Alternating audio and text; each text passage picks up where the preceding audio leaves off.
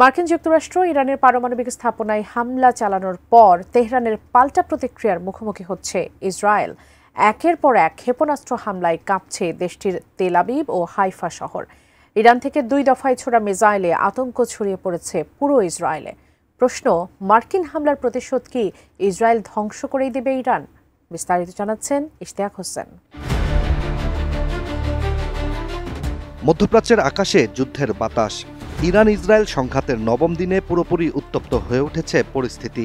এবার মধ্যপ্রাচ্যের এই দুই দেশের সংঘাতে সরাসরি যুক্ত হয়ে নতুন মাত্রা যোগ করেছে মার্কিন যুক্তরাষ্ট্র।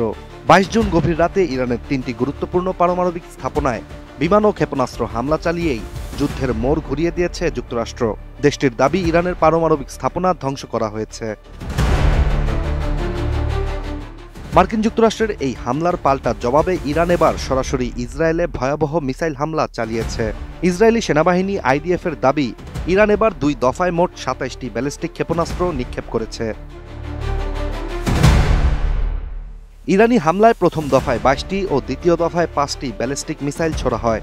তবে অবাক করার বিষয়টি হচ্ছে, এই 2 দফা হামলার সময় ব্যবধান ছিল মাত্র আধা ঘন্টা, যা অতীতের যে কোনো হামলার চেয়ে একদমই ভিন্ন। সাধারণত 2 হামলার মাঝে কয়েক ঘন্টার ব্যবধান ছিল ইরানি আগের হামলাগুলোতে। সব মশার বিরুদ্ধে সুরক্ষা দিতে এলো বসুন্ধরা এক্সট্রিম অ্যারোসল, মশার বিরুদ্ধে এক্সট্রিম সুরক্ষা।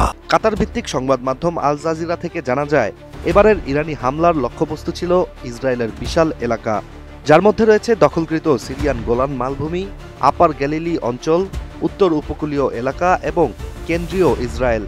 তবে সবচেয়ে বেশি ক্ষতিগ্রস্ত স্থানের মধ্যে রয়েছে দেশটির হাইফা এবং তেল আবিবের মতো গুরুত্বপূর্ণ শহর। IDF আরও জানিয়েছে, ইসরায়েলের 10টি স্থানে সরাসরি ক্ষেপণাস্ত্র বা বড় শার্পনেল আঘাত এনেছে, যার ফলে তেল আবিব ও হাইফার মতো শহরে বেশ কিছু ভবন ক্ষতিগ্রস্ত হয়েছে। তবে এসব স্থাপনা সামরিক নাকি বেসামরিক তা এখনও জানা যায়নি। এছাড়া ইসরায়েলি মেডিকেল সেবার প্রাথমিক তথ্যে জানানো হয়েছে, ইরানি হামলায় এখন পর্যন্ত প্রায় 16 জন আহত হয়েছেন, যাদের মধ্যে কেউ কেউ গুরুতর শার্পনেলের আঘাতে আহত। উদ্ধারকারী দলগুলো এখনও ধ্বংসস্তূপে উদ্ধার তৎপরতা চালাচ্ছে। উত্তপ্ত এই পরিস্থিতির মধ্যে আরও এক চাঞ্চল্যকর তথ্য সামনে এসেছে। ইরানে মোসাদের জন্য গুপ্তচর বৃত্তির দায়ে অভিযুক্ত ব্যক্তিকে ফাঁসি দেওয়া হয়েছে। অভিযুক্ত ওই ব্যক্তি ইরানের সংবেদনশীল তথ্য ইসরায়েলে সরবরাহের চেষ্টা করেছিলেন, যার কারণেই তার মৃত্যুদণ্ড কার্যকর করা হয়েছে। এদিকে যুক্তরাষ্ট্রের হামলাকে ইরানের পরমাণু স্থাপনাগুলোর ওপর চরম ও নজিরবিহীন আন্তর্জাতিক আইন লঙ্ঘন বলে আখ্যায়িত করেছে তেহরানের পররাষ্ট্র মন্ত্রণালয়।